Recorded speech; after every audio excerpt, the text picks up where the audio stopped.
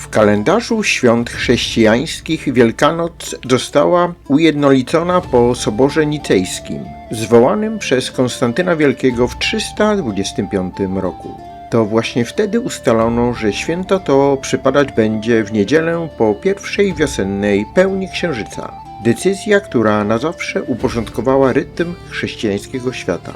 Na ziemiach polskich tradycja ta była już wówczas dobrze znana i zakorzeniona. 5 kwietnia 1091 roku, sobota przed Wielkanocą. Dzień, który zamiast ciszej modlitwy przyniósł huk broni i zapach krwi. Dziś opowiem wam o bitwie pod Trzcimiem. To była jedna z tych walk, o których kronikarze pisali z drżeniem ręki. Dlaczego?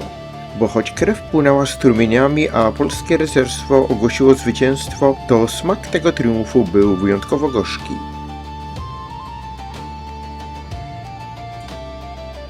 Zanim przejdziemy do szczęku mieczy, musimy zrozumieć, o co chodziło. Na tronie w Płocku zasiada Władysław I Herman. Widzieliście go pewnie na rysunku Jana Matejki. Starszy pan z brodą sprawia wrażenie raczej spokojnego, może nawet nieco zmęczonego życiem. I faktycznie Herman nie miał takiej iskry bożej, co jego brat Bolesław Szczodry. Ale u jego boku stał człowiek, którego bali się niemal wszyscy. Palatyn Sieciech. To on był mózgiem operacji. Sieciech chciał jednego – pełnej kontroli nad Pomorzem. Pomorzanie jednak nie mieli zamiaru płacić trybutu i kłaniać się piastowskiemu księciu. To był czas nieustannych podjazdów, palenia grodów i brutalnych wypraw odwetowych. W kwietniu 1091 roku polska armia ruszyła na północ. Cel – ostateczne złamanie oporu.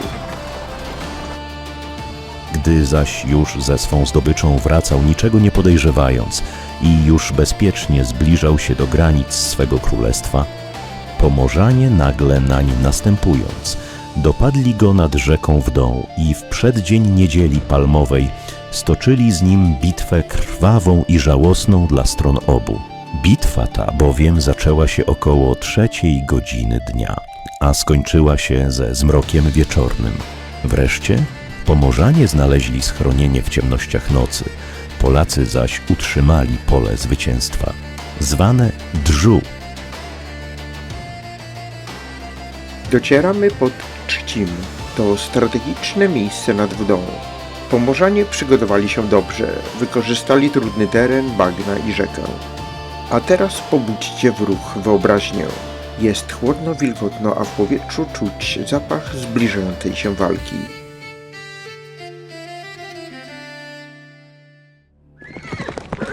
Kiedy obie armie starły się, nie było miejsca na finezyjne manewry. To była brutalna, frontalna rzeź. Sieciech, który najprawdopodobniej dowodził w polu, rzucił do walki wszystko, co miał.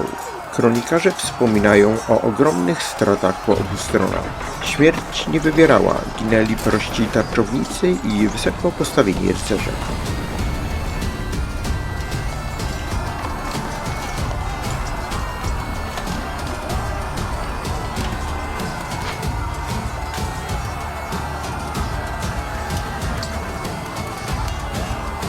Dlaczego ta bitwa była tak krwawa?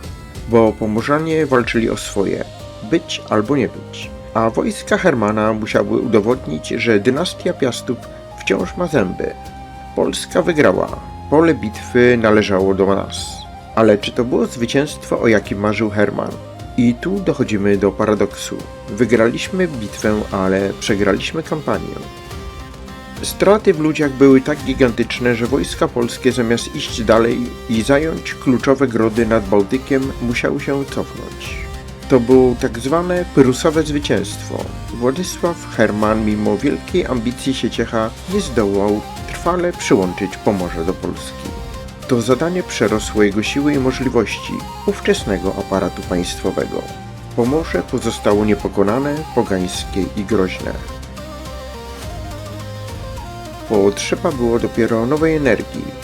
Potrzeba było syna Hermana, legendarnego Bolesława III Krzywoustego.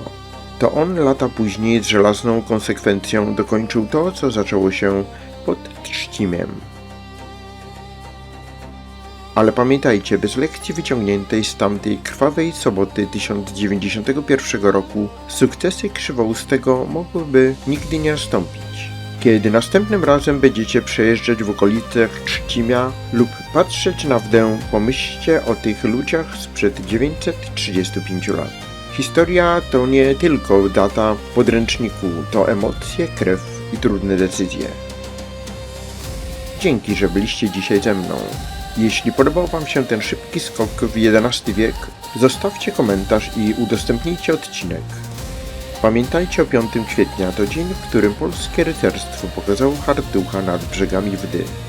Trzymajcie się i do usłyszenia w kolejnym odcinku.